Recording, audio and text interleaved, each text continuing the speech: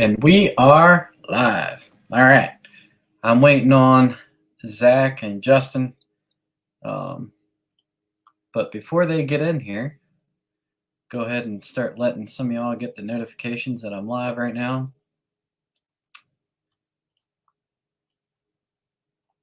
So tonight we're going to be talking about guided hunts, so more so guided duck hunts, guided goose hunts. I got a few of them videotaped on my my YouTube channel, so if you haven't checked them out, go do so.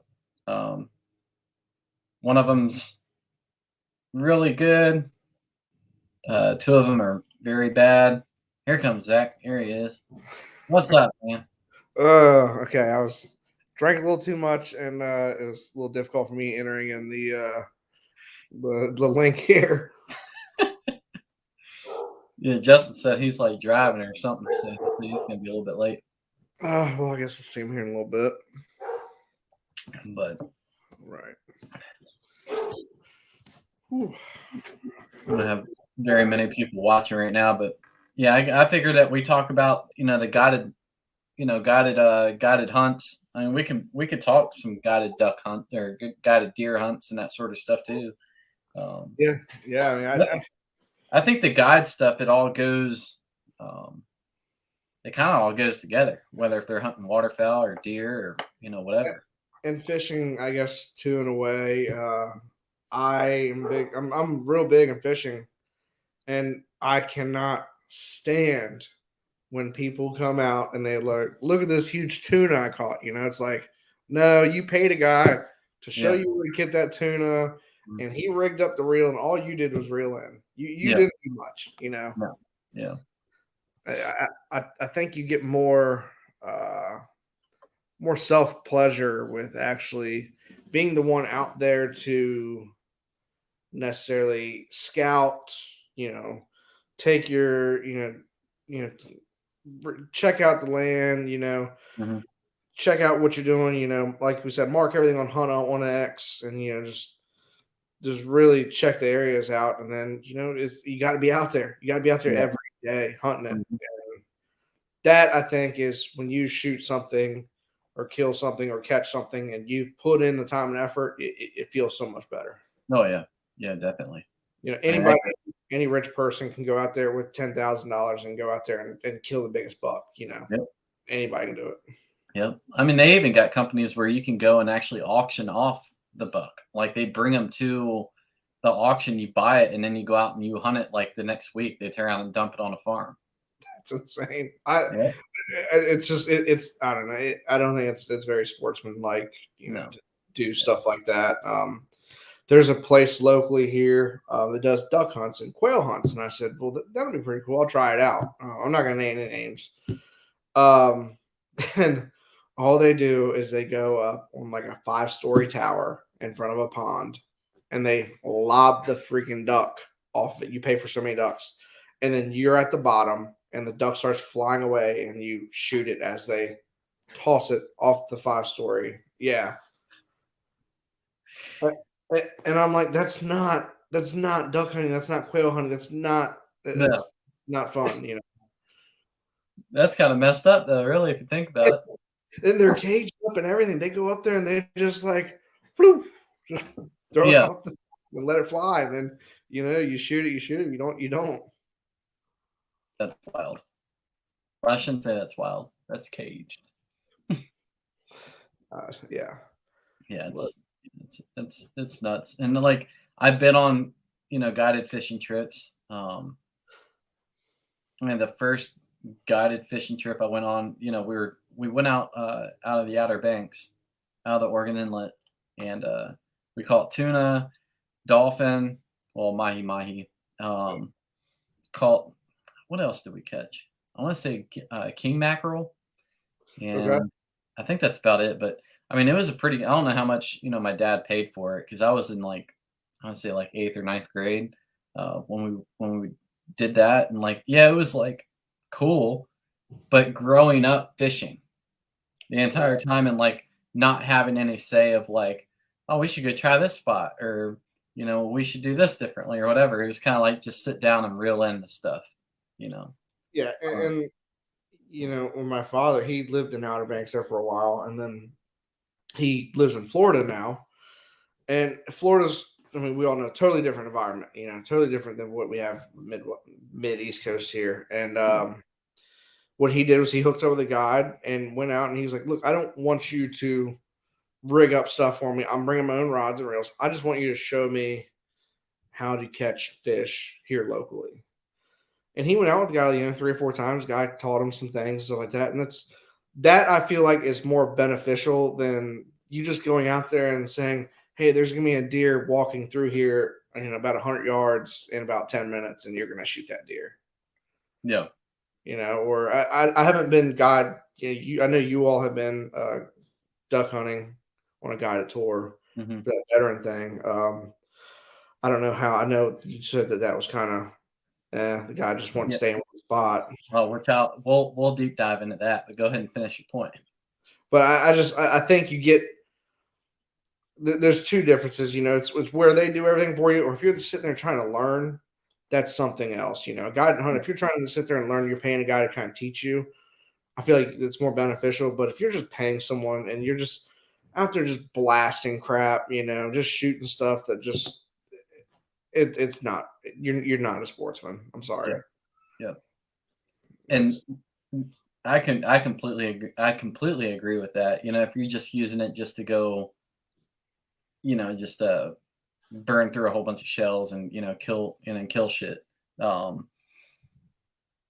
and then taking it from a learning aspect, like if you have absolutely no idea of how to like duck hunt, and you're like, oh well, let's go out to like Reelfoot Lake, which is its own, like, you don't hunt like that anywhere else in the country. You go out there and you learn it that way, and then you turn around and you bring it back to in the middle of Virginia. It's right. like, but so far as like the waterfowl stuff for me, like when Justin and I went out on that first guided hunt, so I won that one through a raffle through a baseball team up there in Northern Virginia, and Okay. they drew my name for the goose hunt, and I was talking to the guy like prior, because it was like as soon as I won, I went ahead and contacted him. Was like, hey, I won. What time frame are you looking at? Like, when's your most successful hunts? Like, obviously I'm calling you, I'm asking some questions like that. You should like it should automatically ding as a guide, like, all right, this guy kind of knows what he's talking about. And I offered to like bring extra silhouettes, but apparently silhouettes don't work. Um, We all know that, yeah. I asked him like, should I bring my goose calls? Like, are y'all gonna be doing all the calling? Yada yada yada. And he went to the extent of talk pretty much talking it up. He was like, "You come anytime during the season, hands down, you are going to limit out. Um, you can bring your calls, whatever. And then as for the decoys, we got full body Avian X, and we have a whole trailer full of them." He said he had like I think it was like 10 dozen, and Mhm. Avian X, like, they ain't cheap. So I'm like, No. "Oh, this guy's like pretty serious." And he was from like the where his outfit was. It was out of the bottom end of Summerduck, Okay. Summerduck, Virginia, which, that's kind of like, I don't know, that was like the red flag for me, because I'm like, why not Manassas or Fredericksburg or some like place that actually has like a little bit of money? Yeah, yeah. And like going out on that hunt, like when we first showed up, um, they all just wanted to like stand around and talk. And normally, like when I park the car and it's time to get out, like I normally get out like right at the time that like I need to start going. Like we need to go. Like I can't stand around. And like they stood around and talked for like almost 30, 45 minutes. And then we rolled down to the field, didn't even set out the decoys yet. And they're like, oh yeah, we're gonna go throw some decoys in this pond. And it was like 5 minutes right before shoot light. And we tried them on the pond. We weren't even in like a spot where you could even shoot, like, really, because we were all like covered up. So you'd be shooting through the trees. Yeah. And then I guess just to speed up the story a little bit faster, like he told us we had to brush in our own blinds, like our own like layout blinds, which Okay, I kind of understand because you can't have just one or two guides like brushing in six different layout blinds. Right. We had to set out the decoys as well. So the blinds, the decoys, and then once we got seated, he was like, "Yeah, we're not going to see the birds for like another hour and a half or so. So y'all can just take a nap if you want." And I'm like, "Okay." So like 30 minutes goes by, and I start hearing him. I look over at Justin. Justin looks back at me. And he was like, "You hear that?" And I was like, "Yeah." It literally sounded like 10 million geese back behind us, like feeding in a field. Oh my God. And so I look over at the guide and I'm like, "Hey," I was like, "that picture that you posted up on Instagram, like of Don't Doubt the Scout, like, are you talking about like this field that all those geese are in right now?" He's like, "I don't know what you're hearing. I don't hear that." And I'm like, "Dude, I've, I've been around artillery I've been in the Army now for 12 and a half years. Like, by then I was in for like 10 years. I was like, my hearing's pretty bad and I can hear that. I'm pretty sure you can." Yeah. And um, he was like, "No, no, no. Like, they're going to be coming in." Oh, here, old Justin's coming in. There he is. I sent him the There he link. is. There he But is. I'm sure Justin backed me up on the story. So, we're sitting there and he was like, "No, the geese are going to be coming from, pretty much our 12 o'clock." And I'm You like, must. Oh, well, I better not say it. "Yeah, You're no, talking. we'll go ahead and say he'll watch my channel anyway. I don't really care." So Soul Drifter Adventure, um, he, so it's mainly just his buddies. They're a bunch of firefighters and that sort of thing, and it's good. It's good for them. I understand like their business, their overall like scheme of it. Like you just want to get out there and enjoy it with your buddies. You know what I mean? It's kind of like a camaraderie thing. That's what he was trying to like. He's trying to do. It seemed to me. But on the other hand, they want to come across like they stack bodies. But like anyway, so as the hunt goes on, like we have a flock come through, and we have all those full body avian X decoys out there, and a flock comes through, and I'm sitting here thinking, I'm like, he's the only one calling, and he doesn't want anyone else to call. Like anytime you go by a field and there's that many geese out there, because you want to imitate what's out there in a field, like you're gonna hear more honking than just one. Oh yeah. And he starts going away, choking away on the old goose call, and of course they just pass us up, and I'm like, all right, so I look over at Justin, and Justin's thinking the same thing I am, like we're running traffic at this point. And when you go out on a guided hunt, like you shouldn't be running traffic. I understand, yes, it happens. You can't be on the X all the time, but at the same time, like you have a flock, like a 5-pack come in, and you have like 200-300 decoys out there in the field, and you can't even get 5 to commit. I don't know, but then we had a single come in, and pretty much, they were all talking about all their high speed ammo, of how many thousands of dollars that they spend on all their ammo and stuff and guns, and they couldn't even hit the goose either. And they were cussing up a storm once that goose peeled out, man. Everybody took 3 shots at him. He turned around and took off like an F-16 and got the hell out of there. It was pretty funny. They even made a comment. They're like, "Hey, don't put that on YouTube." Yeah. I even made a TikTok out of it. It went pretty viral. It sounds like a WMA on opening day at dove season. It's just everybody pulling the trigger on one poor dove, and he's gone. Nobody's hitting him. Oh man. But I mean, not to bad talk that guide service, but I mean, it was just kind of, I mean, yeah, I got it for free. I didn't pay for it, so I give them that. But the overall thing of it, like if we could sit down and like do kind of like what the Army does. I hate using these acronyms, but we call it an AAR. So it's that after action review. Like if we could actually sit down with a guide and like give him like my pros and cons, things that I would keep the same, things that I would do different. Like, I don't know. I wish that some guides would be a little bit more open. Like if I ever run a guide service, I'll be like, hey guys, I know this hunt fucking sucked, but let's go ahead and lay it out all on the table.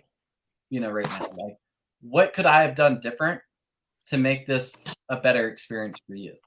Not Justin does that with his kind of every day after we get done hunting. He writes in his journal and makes a journal entry on everything, wind, temp, humidity, and that's this little after action, Yeah. What made them fly and where were they coming from? Mm-hmm. So my whole thing with the guide service, and again, I came late into this conversation, and I apologize. No, that's all good. But it seems to me that if you're going to run a successful and productive guide service, that has to be your main job, your main focus. You can't work on it like as a side hustle or something like that. It's got to be one or the other because something's going to suffer. And I think a lot of people, especially in this area, Northern Virginia area and all that stuff, like the idea of the guide service, and they watch the YouTube videos of the famous duck hunters that we all watched when we first got into it. Mm-hmm. And they're like, oh, this is cool. I got the spots and all that stuff. And then they want to get on the pro program. So they get in like the Sitka gear for like 40 or 50% off, They're getting the sponsors from the Migra ammunition. They're shooting $40-$50 box of ammo. Like I think they were shooting Migra tungstens. Mm-hmm. There were the flex loads. I think they were 3s and 5s, if I'm not mistaken. Yeah. And rocking Filson gear and taking pictures. Like I remember one of them remarking, like, "Oh yeah, if this doesn't make the Sitka cover, I don't know what will," or something like that. And it's just so caught up in the hype.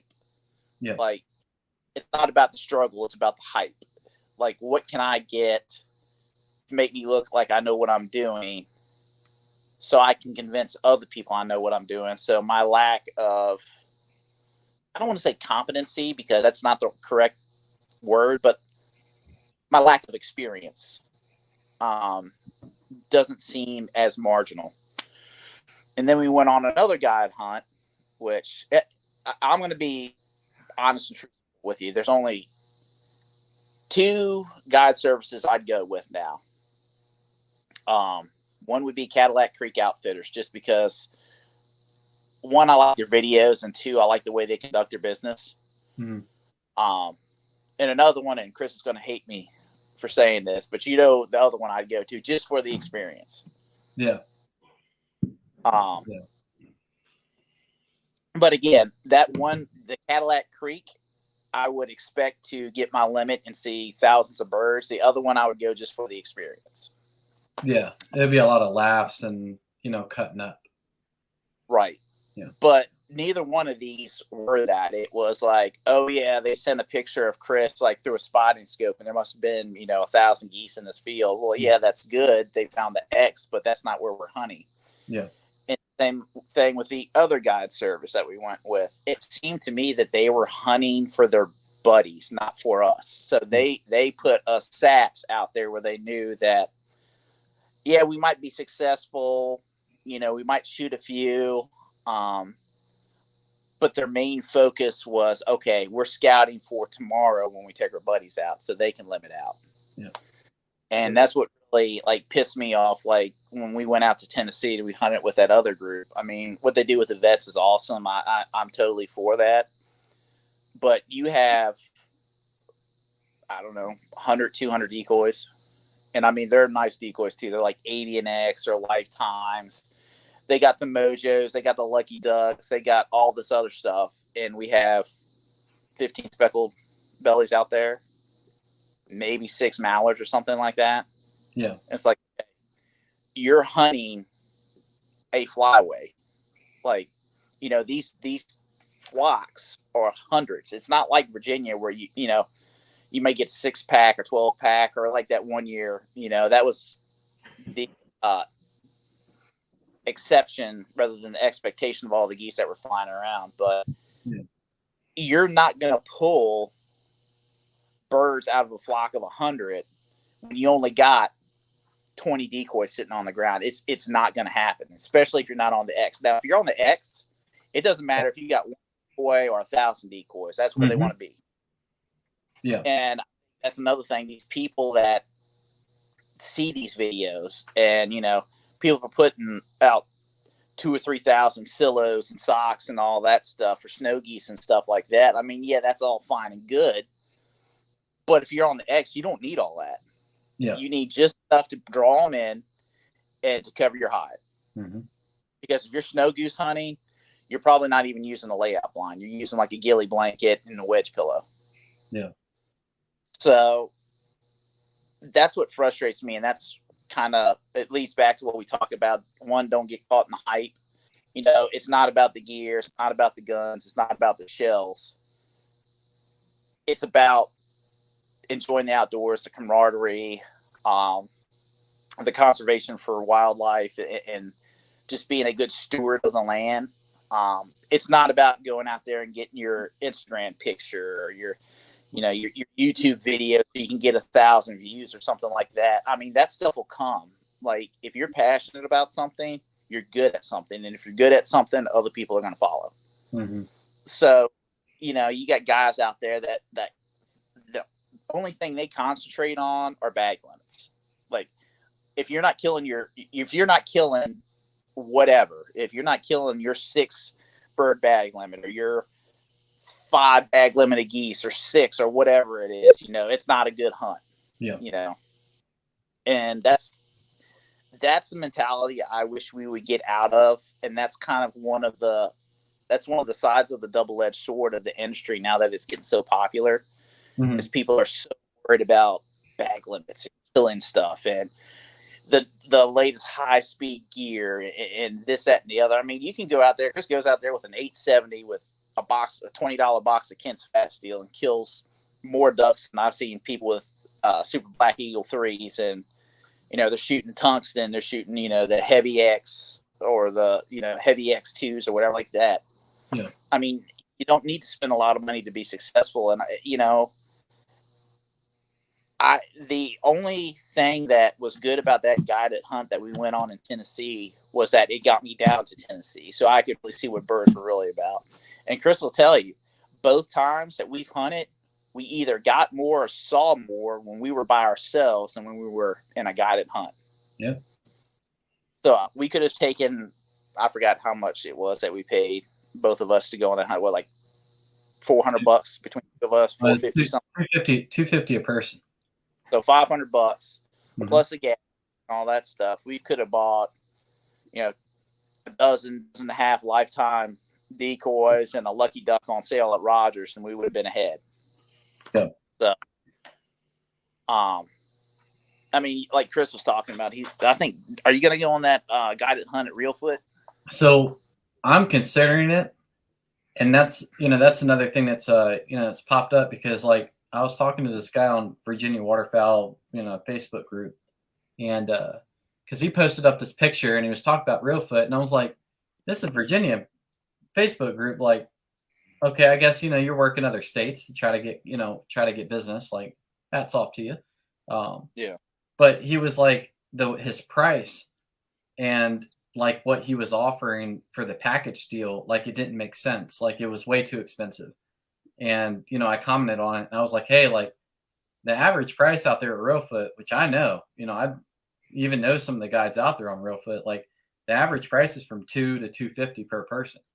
And the way that he had it priced, it was almost $300 to $350 per gun.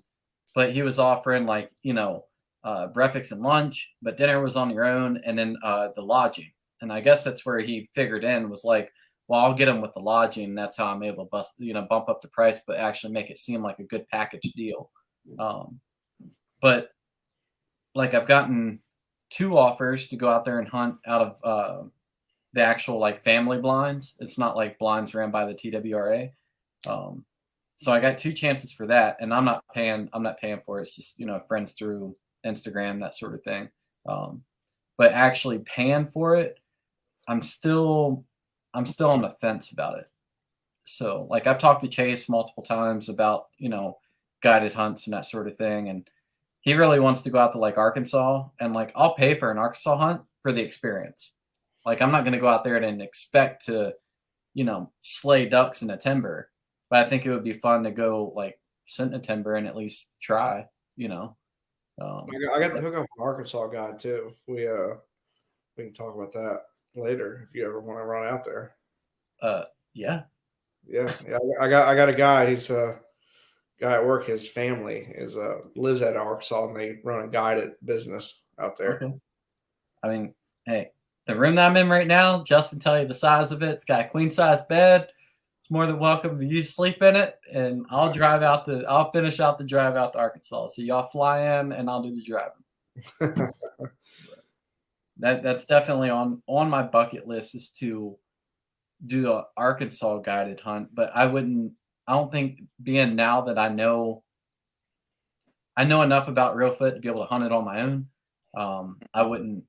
I'm probably not going to pay for a guided hunt out that way. So, or I'll just hunt the public land that's around it. It's just as successful.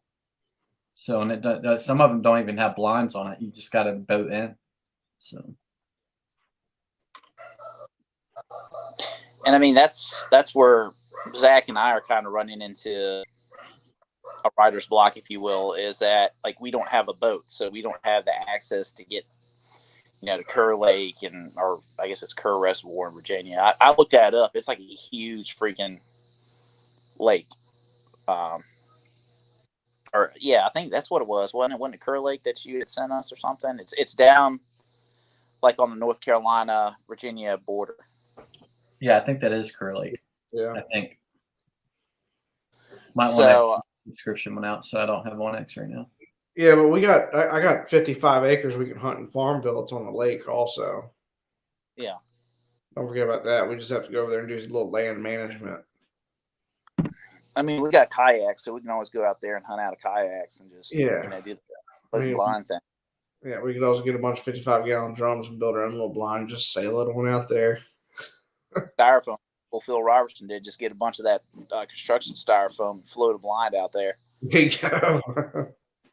Yeah, those blinds, but I don't know. Like, I knew when we went out to Tennessee with the other guide service, after the first hour, Chris saw me. I literally put my gun down, just sit in the back. After they were like, stop calling. And I'm just like, okay, the ducks were coming in when we had multiple calls going, but yeah. And I don't think people understand that. Like, no. I mean, let's say that you're like an expert with the mallard call and someone who's like a beginner with it. And then you got somebody that's an intermediate. Like, if you at least get one person like working a whistle, another person doing simple quacks, and then another person doing like the super high speed, all the fancy, comeback calls and feeding calls and all that stuff. Like, but it doesn't really matter, like, if they suck. I mean, unless if it sounds like a 6-year-old blowing a call. Yeah, but that guy was cutting down on that 737, and it just like it sounded like he was competition calling it. I mean, you can cage and squeal, you can do the comeback, the hails, and all that stuff, but that doesn't mean anything. If the birds ain't having it, they ain't having it. Yeah. They don't want to be there. You can have the best decoys. You can have 1,000 of them. You can have, the Mondo, Rich and Tone, Sitka version, blah, blah, blah, blah, blah. But if the birds don't want to be there, they're not going to come. True. But if you're working birds and you got 2 people calling or 3 people calling and they're working, you continue to do that because they like it. Right. And that's another thing I was going to get into. So if you have like 100 decoys out or something like that, or 50 decoys out, okay, it's going to sound suspicious to ducks. I mean, ducks aren't dumb. Like, everybody thinks, oh yeah, geese and ducks are dumb or stuff like that. They're not dumb. So they look down at a spread and they hear one duck quacking out of 150 of them or 20 of them or whatever it was. They're going to be like, yep, something's up. Same with geese. And they've been shot at before by the time they've gotten down there. So they played this game before. Yeah. But and again, I think that's another thing too. And if you notice on both guide services we went to, the first one we went to, when we were brushing in the blinds, you remember what he said when we got done brushing in our blinds? Something about how good ours looked, I think. Yeah, they're like, oh yeah, we're gonna hire y'all just to brush in blinds. Oh yeah. So yeah, because how good they looked, and you look over at theirs, and it's like they put like a minute worth of work into it. Instant red flag. Well, you got to soften your edges, and I mean, it was just they'd been out there and they knew we weren't going to kill anything in that daggone field. Yeah. So, why put a lot of effort into something you're not going to And they were all these AVNX decoys that they bought at wherever for next to nothing. And I mean, again, the full bodies don't impress me at all. Yeah. So, and that was proof in the pudding right there. Mm-hmm. So, I mean, the dot had looked better than the freaking AVNX full bodies, in my opinion. So, yeah. And that's also with the guide service. It's all on who you know, because, like we were talking about earlier about Luke, they put him on a terrible stand, and he shot the biggest buck in the United States with a bow. Yep. Everybody that, the guide service knew, they're like, hey, man, this huge buck's right over here. We're going to put you in the stands right near him. And this guy's over here far away, and that buck ends up coming right through him, And that's how y'all were. Y'all just kind of got screwed, This guy's like, these guys got it for free. I'm not going to waste my time in this. Yeah. All I do is enter in that damn tournament for advertising in my company. Yeah. Well, what's funny too is like when we were on the other guide service, they made like breakfast and lunch, which is nice. But the thing about it is like if I'm paying $250, I'm not paying it to eat. I'm paying to get my bag, to get my limit essentially. Yeah. And I mean the dude like he was cooking burgers, and Chris is like, "What is this?" And he's like, "It's a hamburger." And Chris is like, "No, it's not. What is this?" Because I've eaten some messed up stuff in my life, so I knew that wasn't no burger.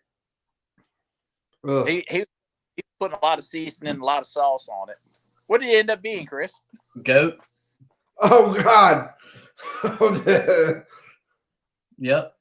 And I was like, I've eaten some wild shit, but goat, I would not have volunteered for that. Like, if I was starving, like, on like my last ledge, and I was like, yeah, I need to put something in my stomach, like, yeah, I would eat it, But if it was just like sitting there, I'd have been like, no, I'm good, I'm straight. Like, I didn't need to eat.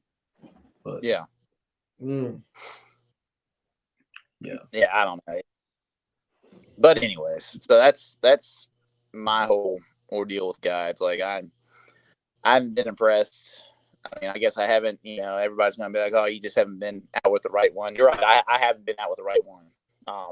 But I'm not gonna pay $200 or $300 to go out there and bird watch when I got a better chance to go out here behind the house, get on the river, and knock something down. So I pretty much made it up in my mind, like, so far as the guide service in general, like for y'all that are watching right now and people that are going to watching after this is already posted, like, for one, do your research. Don't just do it just because they're within your area. And look through their past history. Don't just look through their Instagram. Compare prices. Because sometimes even the cheaper guys are better than the more expensive people, and vice versa. So that's where you need to really do your research on it. And then, I mean, it sounds bad, but it's true. But you kind of want to hunt for the bad stuff from that guide. So that way you can see, it's almost like Yelp reviews. People look at Yelp, and the first thing that they're going to look for is all your 1-star reviews. And like, how, what was the most recent 1-star review? Oh, that was like 2 months ago. Now it's during teal season. They didn't kill any teal, and they're in the middle of Texas. Like, okay, well then maybe we should go check out a different guide service. But like people that have like a long time business, somebody that's been in business forever. For example, Jeff Coates with Pit Boss Waterfowl. He's been in business since I think 1995, 98, something like that is when he started guiding. Mm-hmm. And someone that's been guiding for that long, obviously he's doing something right because his business is continuing. That's where he like makes his money, and world's largest duck boat. Yep. And like I'm doing the research, like I've done my research on him, talked to him, actually met him in person. But like I even still listen to like his live podcast that he has out now. And they were just talking about the social media aspect, and people, I guess, were asking him questions, or other people were like talking about him like behind his back, not like bad, but they're asking, they're like, well, does Jeff really kill limits? Does he ever kill limits? And Jeff said, yeah, I kill limits pretty much almost every day. If it's a bad hunt, like I'm going to tell people like, yeah, it was a bad hunt, but like he doesn't feel like he needs to post on his Instagram all the pile pics and all the kill stuff, and it's like a guide service like that who doesn't feel like they have to do it, they choose not to because they know that they are successful. Like that's someone that I would be willing to pay money for to be able to go out on. Yeah, But that's just my outlook on it. And like a tattoo artist or a hairdresser, they're not going to put their their off days of when they did a tattoo or they did someone's hair on Instagram where it looks like crap. They're going to put their best of the best days on Instagram, on Facebook, get them likes, get that push. They're going to put the biggest, baddest things on Instagram, but they're not going to put their failures or their off days where not everybody got their limit. That's the thing with social media. I was gonna say, man, I got to give props to your hairdresser, Stalls, because that mullet game, that mullet game is dope. Ooh. I mean, I'm like, I can smell the herbal essence from here, the herbal essence shampoo. Oh man, I just said swap 2-in-1. Oh, I got you. But yeah, I don't know. I think it's that money could be better spent in gear or upkeep or travel or something. Yep. Or all y'all spoon in. Like, let's say that you have a group of 6-8 guys, and all y'all are willing to pay up to $300 per person. Like, you can go around in your local area and find a place that holds birds and lease that area for that season, for that money that you were going to pay for just one hunt. Yeah. Yep. Just pull all the money together and be like, hey, go up there to the farmer, be like, we got $2,000. We'd like to hunt it from November to January. Yeah. But I guess that's enough beating up on the guide service stuff. I mean, I could talk all night about that just because it's a lot of the stuff just really, I don't know, irritates me. Well, I will say I will have my prototype done this weekend, hopefully. I had some setbacks with box sizes, but for everybody watching is Flock of Flicker, of course, can't get any right now. Flock Flicker 1 was a failure. Flock of Flicker 2 by Mojo hasn't come out yet. So what I've done is I've made a prototype. It's worked. Looks great. We just got to mount it in a box, but it's going to be less than $10 per Flock of Flicker. Handmade, and I think it's going to be pretty good. That's awesome. How long did it run? How long did it run on 1AA? I turned it off in 3 hours, and it was still going full speed. So I have changed the design to a C battery. C batteries equals about, like I said, 3 or 4 AA's. So I should have no problem with it running all day out there in the field, even with. And that's also, I got to take into account also cold weather. That's going to derate the battery a little bit. So hoping for the complete worst, C battery will get me going all day long, and we'll have plenty of homemade Flock of Flickers out there and not have to spend all that money. There you go. And I think Justin has made his flags. Yeah. Awesome gear, Carhartt like fabric. Yeah, so essentially with the goose flags, it's an American-made goose flag that's actually made to last. I mean, we blow through goose flags when we're running traffic. I mean, just the material that they make out of it. I mean, I understand why they make it out of a thinner material. One, it's cheaper, but, two, you kind of get more of a fluttering action and all that stuff. So I said, well, let me go out here and essentially the fabric that Carhartt jackets and pants and all that stuff are made out of is called duck cotton or cotton duck.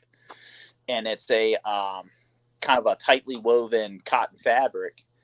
And what I did was I made a square, I hemmed it, then I reinforced the middle part of it that I want to run the actual pole to,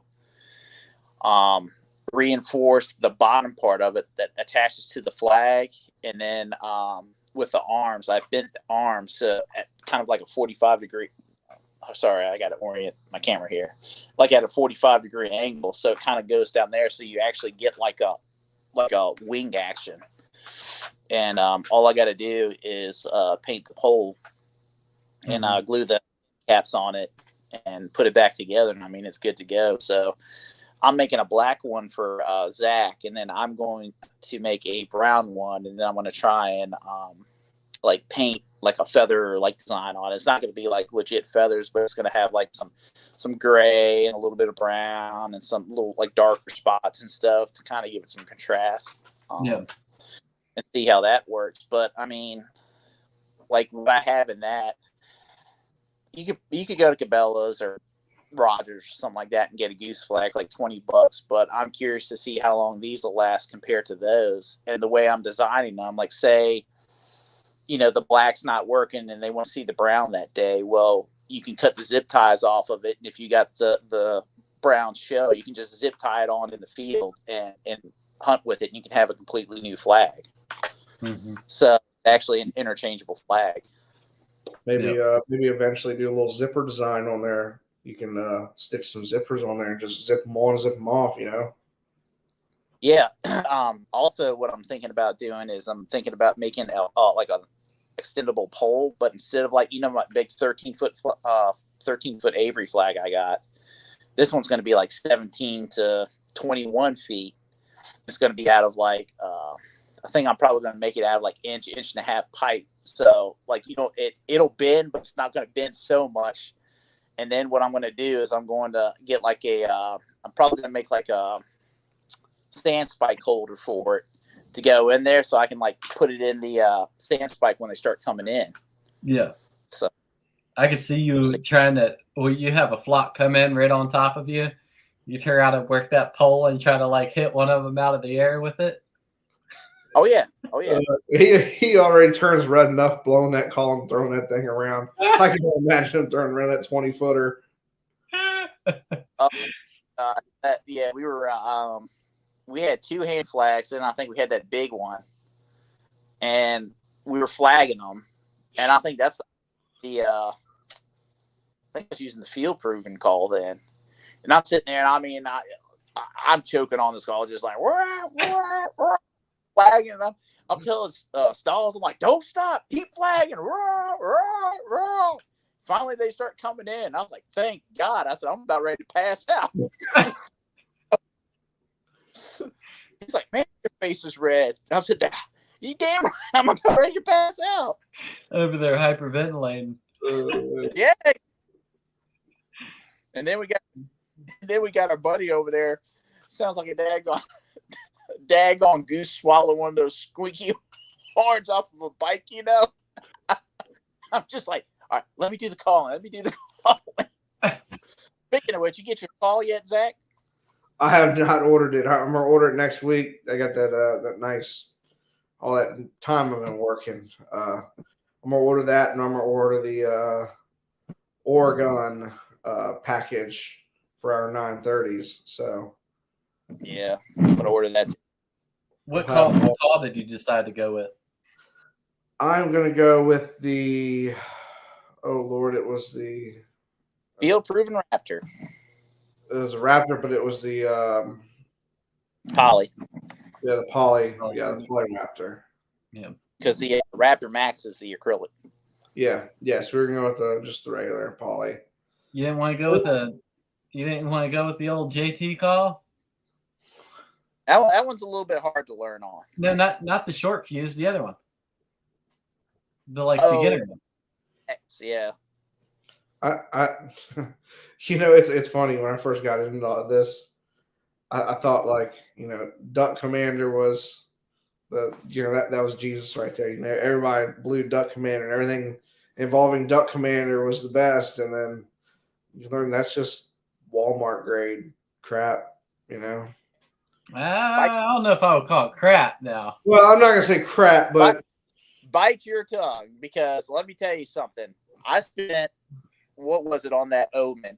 And that was the worst call. Like, I have a $20 Duck Commander call that blew a whole lot better than that Omen. Very true. And That omen I put in about 3-4 hours worth of calling on over the past few months, and I still can't get it to sound as good as the CQ2. And my Duck Commander calls sound better than both of those combined. Really? Mm. so the one I told you to get, the Jace Pro Series, I can do pretty much everything that what's his nuts there was blown on that 737, and that was what, $40 on Amazon. Yep. So I'm not saying they're the best out there. I'm just saying they work for me. Yeah. I mean, and on the show, it's kind of deceiving too. On the show, you see them hand making them, and then you order one off the internet. It's like, it says right there, made in China or something like that. And only the real high end ones are made right there, handmade by them. Well, if you no, they're still handmade. Like it's all out of their warehouse. It's like nothing but family that works out of it. I saw some of them poly ones were made in. I think they weren't made in USA. I don't believe. Yeah, they're made in the USA. I don't know. Now I don't know if the barrels and stuff are made in the USA, but they still put them together one at a time there. And I mean, even your lower grade ones, like the blue ones you always saw on Duck Commander, which you never could find. I was able to find them at Walmart down, I think, in the Outer Banks, and they were called the Baptizer. They're like $20, and it's like a single recall. But I mean, they're still made by, well, at that point they were being made by, Jace and Psy and all them to a certain extent. But Jace and Godwin are actually making the calls now, and Justin Martin's actually like a project manager, and he's like kind of in charge of research and development now. So. Because I say that Jace call that I got, that thing, I like it. The guys around here don't like it because the calls that they blow are like a little bit, I guess they're different, just a completely different tone. But how that call matches me with the way that I blow into a call, I don't know. I think it's probably one of the best sounding calls that I have. Well, like the barrel on that one, like a lot of the guys that you're hunting with down there, blowing cut downs, and they're cutting like the keyhole cut downs, like the Kurt McCulloughs, and the what's that other one that starts with an S? I'll think of it here in a minute. Yeah, which are good calls, but like if you have like a legit cut down like Kurt McCullough, I mean, it's hard to do a Cajun squeal. I can't do a Cajun squeal on it, just because the barrel's not made to do a Cajun squeal. But like if you have a barrel like on the Jace Pro, that's more of like an echo style. It's kind of like I call it a potbelly barrel because that's what it reminds me of. The old school like potbelly stoves. Yeah, it's easier to do the Cajun squeal. You can do it on that, and and so that kind of gets back to like your duck calls, like Chris was saying. They don't want you to blow duck calls and all that other stuff.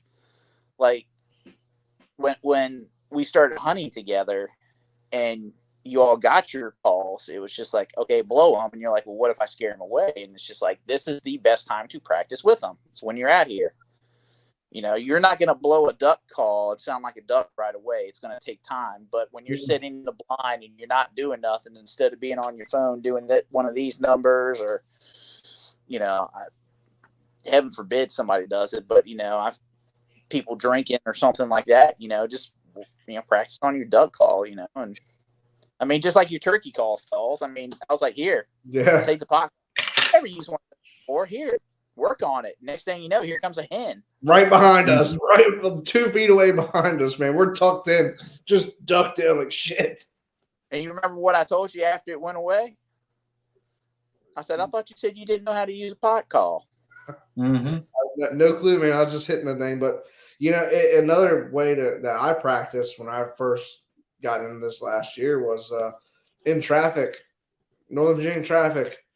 I kept my call with me in my truck, and I would sit there and just call in my truck, sitting in traffic on 66 every day.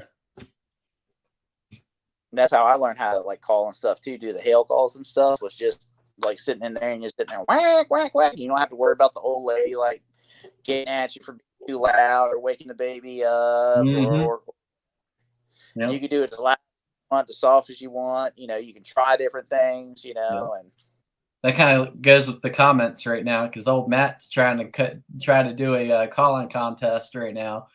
I said the wife would kill me. Calling contest. But yeah, I practice in the car, so I got 30, sometimes 45-minute drive to work every morning, and then in the evening too. So I got my whole my lanyard in the car. So I pretty much what I've been working on is the wood duck stuff. Trying to get spun up for that for September. Yeah, we got about 30 days left here for Virginia. Yep, not much longer, because September 1st is the first opener for teal for y'all. It's gonna be for dub. I think everything else is gonna be the 5th, I believe. So y'all are able to get on them earlier than I can then. Yeah, I'm gonna be. So I mean, it's gonna be Labor Day weekend. We'll be back Sunday, Monday, but that'll be all right because I mean, they're not, with the exception of the dove. The dove are hit pretty hard around here, but residential geese, I mean, there's a few that are hunted, but they're not hunted real heavy because everybody's still concentrated. And speaking of that, like I've noticed more activity now with the residential geese. I noticed more of them are flying now in the mornings. The groups seem to be getting bigger out in the fields, and I think it's going to be a good year. Let's hope, man, that beef falls right out of that sky. Oh yeah, I'm going to tell you, Pennsylvania is going to get locked up with ice. They're going to push down to Maryland. That's where the versatile hunter, he's going to get on his canvas back and all that sort of stuff on the Susquehanna Flats. Then a lot of your ducks are going to start pushing into the river systems, the Rappahannock, Rapidan, the what's the one down there by Richmond? James. The James. Then I feel like later on in the season, when it's about Christmas time, y'all are going to get frozen up. That's when the geese are really going to be kicking on for y'all. And in that meantime, then that's when they're going to start pushing down into North Carolina and South Carolina. I think South Carolina, and this is where I made a bet with Matt. Yesterday? Yesterday he had his live. I think he does it on Mondays. I said that they're going to have a really good season this year. If they don't, I'm going to shave my legs. So, well, you do that on regular, anyways. Oh, that's good. No, I don't. They hairy as crap. But I mean, you want to shave your pits too? Shave my what? Your pits. My pits? Nah, I can't do my pits. No. That have to be a pretty serious bet. But no, I'm almost certain that y'all are gonna get tore up in Virginia with a little bit of ducks, just because of the area that I know, that y'all hunt. Now, if you push out more towards the coast or go down further, like towards, and you start working those river systems, like that one public land that I tell y'all to go hunt all the time, I feel like you'll be very successful. But I feel like a lot of the birds are going to push even more south. So it's going to be a cold year, and the population with the reproduction is really good this year too. Yeah. So I'm going to say. Oh, I'm sorry. Go ahead, Zach. No, that's something I'm hoping for. That they're calling for a above average. I mean, I guess wintry system for us for this year, and they are calling for it to push down in the Carolinas. A lot of cold fronts coming through, so we'll see about how that goes. But like I said, I'm hoping maybe do that. Maybe we can push down to Farmville a little bit and maybe hunt that lake we got down there that we can hunt. Yeah, definitely. So I'm gonna predict the opposite. I think it's gonna be a mild winter. I think it's gonna be a dry winter. The ducks, we're due for some ducks around here. So it's been a couple of years. It's been a couple dry years for ducks. I think we're gonna have above average ducks. But I don't think the migratories are going to move in December. I think they're going to move in probably, I'd say, the second week in January. And then when they really get heavy in here is February. So I was going to tell you, Zach, to put in for a week at the end of February, last week of goose season, and then we'll hunt it all week. Just like we did last year. Yeah, I'm thinking about doing like an entire week though. That's cool. If I'm out of the Army by then, I'll come up there and join y'all. Yeah, definitely. They need to quit looking around the Maryland, North Carolina. You just need to come straight to Virginia. Nah. Quit messing around. Nah. Just come on back to the Commonwealth. Too expensive. Taxes too high. All the Yankees done torn it up now. I told you I can get you a good job. Come on with it. There you go. Just not in the deck of cards right now. I'm gonna chase the Ducks, and the Ducks ain't in Northern Virginia. Heavy. Old Matt, he said that the Ducks will get into South Carolina February 1st of 2023 at 9 a.m. I'm assuming that's the day after the season ends. Oh, yeah. That's normally how it is. But I tell you, we saw black ducks last year on the rap handing. That's the first time I've seen that. So, yeah. I mean, we had them turn one time. I thought they were going to come in, but they landed 2 pools down from where we were at. And they were educated. Yeah. That and then baby bald eagles flying around. Yeah, exactly. The eagles around here, especially the place I hunt up there in Dover, which I'm doing a research paper on the battlefield up there that's across the Cumberland from the WMA.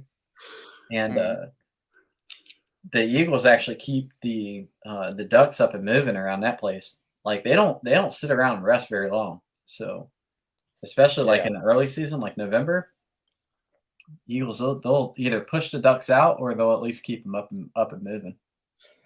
You know, something I just thought about be a hell of a honey hole would be for everybody in Northern Virginia that knows the area is Lake Manassas, right there by 29 in those timbers. Mm-hmm. But I mean, you can't. You can't fish. I was like, you can't fish and you can't hunt it. So I mean, you got to be like unless you're a landowner, you own land, you're kind of screwed. But that place is always just packed tight, man. But yeah, again, that's the Northern Virginia way. They lock down that whole lake to nothing. What about Lake of the Woods and then what's the other lake out there in Warrenton? Well, you have the Warrenton Reservoir there in Airlie. Well, yeah, if you could hunt that, then change the entire. I have a deer right here actually that was hunted from Airlie. We're just gonna turn that around right there. Yeah, that was from Airlie. But what'd you do? Smack him with the old truck? Yeah, I was just driving by and hit one. Oh, okay. Turn it around again. I thought I saw a broke horn there that was screwed together with drywall. You hit him with the company truck. That's what back in there. It was. Angela said, she said, "You ain't gonna send it." He said, "Yeah, watch this." Boom! Don't threaten me with a good time. Well, I'm saying that was Airlie was a spot back in the day. You could hunt that place wild, crazy back then, but a lot of these places are just locked down now, so tight you can't do anything. Yeah. It would change the game. Could you imagine? Oh my God! And just like that pond that we have an issue with where we hunt. If we could get on that pond, I mean, we'd limit out every day of the season. So it's funny. I actually talked to a guy who used to hunt that before the current landowner took it over. It belonged to his mother, and he said, "Man, it was just it wasn't nothing to limit out in 45 minutes." He said, "You'd be back literally in time for breakfast," and he says it was just like come right in, just boom, boom, boom, boom, boom, knock them down, next spot, boom, boom, boom, and it was just nobody hunted them back then either. Right. Yeah. So, because geese were considered like a trash bird or something like that, and with YouTube and Duck Commander and all that stuff, kind of bringing it into the mainstream. I mean, you have deer hunters now that are converting to waterfowl. Yeah. Because like when I originally got into waterfowl, this was right before like Duck Dynasty and all that.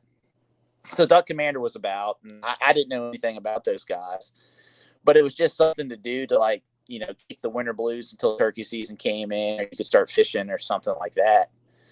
And like when I figured out, oh, hey, by the way, you can also have fun and cook and pretty much just joke. And, it's more about being with your buddies and all that stuff. It's like, man, this is where it's at. Like, forget like freezing in a deer stand up 20 feet up in a tree and getting there like at 2:00 in the morning so it can calm down. And if you shoot once or, heaven forbid you cough, sneeze or whatever, and scare them away. And now you got to wait another 4 hours for everything to come, calm back down. Like this, I mean, you can fire off a volley and 5-10 minutes later, here comes a new group. So, yeah. That constant movement helps. It changes that whole dynamic of hunting. So, because Justin, you've known me since, we're little kids running around the backyard shooting stuff with BB guns. I never thought in my life that I would never deer hunt again. And I've went, almost 3 seasons now? mm-hmm. 3 seasons without deer hunting ever. And it didn't even cross my mind last season. Like I was like my crossbow sitting there. I got all the guns, muzzleloader, rifle, shotgun. Like I can literally hunt every type of the season for deer. And it's just like once waterfowl season's in, it's like that's all I think about. I can't really even justify even dove hunting, for example. I enjoy it. It's fun. But at the same time, like September 1st, goose season's in. If I got a good goose field, I'd much rather go kill some geese. I don't know, man. Doves are kind of like the filet mignon of the sky. It's a nice appetizer with some bacon and cream cheese and a little jalapeno. Yeah. Oh yeah. It's a good appetizer. It won't. I'm not saying I don't like dove hunting. I'm just saying, like, if I got a chance, like, if somebody had 2 fields right next to each other, and they're like, all right, you can grab, a whole case of of steel shot, and all the decoys are set up in this goose field. You're going to limit out at least by lunchtime. I'm on goose. You can grab, this most expensive teal shot that they got out there. The shotgun, the decoys, everything's all set up. Just go out there and sit on a 5-gallon bucket, and you can go kill your limit of dove. Like, I would venture off into the goose field. That's just me. I'm with you. The goose. I do it in the morning, and then when dove season opens up at 12:00, go out there and get your doves. There you go. Limit on the morning. Hey, that's how we roll, man. I'm telling you, it's the goose is such a good meat. It's delicious. The struggle is real. Yeah. And you don't come out of the field until, it's time to go. Yeah. So. I will say I'd like to maybe put at least 1 deer, maybe 2 in the freezer this year, just because. But that's like what you're saying, like that's what's so cool. Like the it's switched around. So now you're deer hunting when you can't duck hunt. Like when there's a split. Yeah. Then it's like, crap, what do we do? Okay, well, let's go deer hunt. Yeah. And that's what I'm going to be doing during October. I'm going to try to, smack at least one deer. So this year, because there's nothing in at all. Yeah. In October frame. Prices are so crazy on everything right now. I mean, it's that 308 or 300 Win Mag bullet or whatever you're shooting with. I mean, it's totally worth it right now. Back a while back, meat was cheaper, but right now you gotta hunt. You gotta do something because you gotta hunt. You gotta have a garden. You need to have something substantial because the world's going to shit. Yeah. I'm just happy that the season's almost here. Oh yeah. The world can less than 30 days. I was gonna say the world can go down the drain as long as there's still duck season and goose season and dove season. I'm happy. And Justin, when you order your Oregon parts, let me know how fast they're gonna come. If I can't wait till next week to order them, because we're close and we need to get those parts in and get these guns outfitted. Yeah, I'm gonna order mine. Payday's Friday, so I'll probably order mine Saturday or Sunday. Wednesday's my payday, so I'm gonna try to hold off to Wednesday. But if I gotta do it, I'm gonna have to do it. It set me back, so I ordered this dang Pro Max stock for this Mosin Nagant that the wife doesn't know about, and that's gonna come in the mail tomorrow. So I'm as she's watching the YouTube live, like, what? yeah, she's watching this. He bought a what? That was $200, and then I'm still waiting on my drive shaft for my mud motor. As soon as that comes in, I got most of the videos done on my motor, like all the modifications. They're going to be loading up every Friday. But as soon as the shaft comes in, I'm probably going to double up, so that way we got like double videos loading every week. So that way I can, like, I don't know, kind of film myself screwing up, backing up a trailer, and Oh, that's going to be knifing in that brand new Maverick.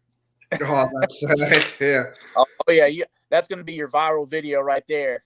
Bumper's going to be all dented up and shit. Guy destroys brand new truck trying to back up a new Maverick dominated.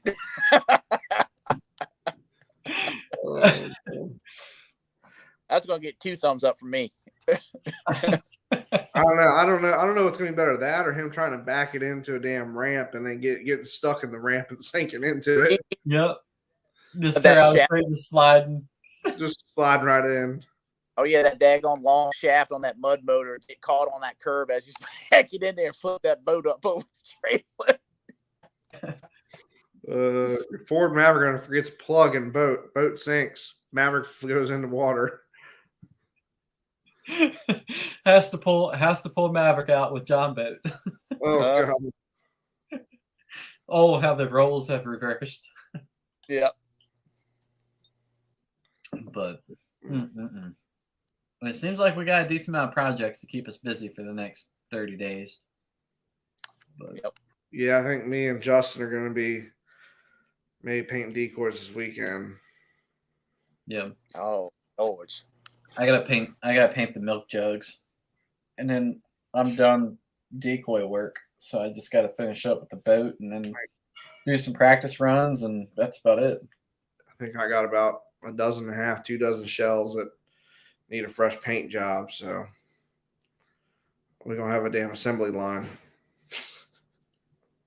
Ain't gonna be no big deal. So. But that's the thing. Of course, buying stuff used off Facebook yard sale, you're gonna have that. It's just, but save money in the end. I guarantee you we'll get them looking better, as good, if not better than what they originally look like. So, yeah, all good. Well, people starting to drop off here. It's probably getting late, and you done ran out, and I'm almost out myself. But Justin's over there drinking shine out of the damn freaking mason jar over there. No, that's actually water. So got some of that butcher holler.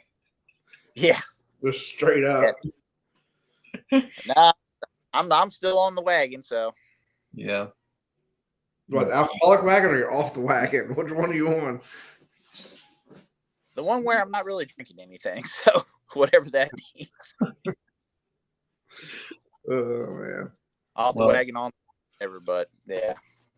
This Saturday, not to keep y'all on any longer, but this Saturday I'll be up there at the Dover blind draw, and that's where they're going to be doing their announcement on like who drew, pretty much, which the locals are still pissed off about because they're not doing like an actual in-person drawing, but. I'll be up there doing that. I'll probably make a little small video on, I don't know, the pros and cons of it, I guess.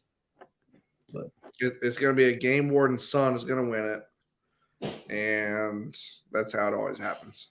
Yep, we'll see. Yeah, I don't know. It might be a big turnout. It might be just 5 of us because I only know 5 other people that are going. So pretty good. We'll see what happens. It's at a high school, so I feel kind of safe. Not like some, podunk backwoods, like, we're going to go meet in this field, talk about duck blinds. That's pretty awesome. But And I might drive out to Dover too and just take a look at and see how their crops look like. So it's not that far away. It's only like 10-minute drive. So further past the point that I have to go to.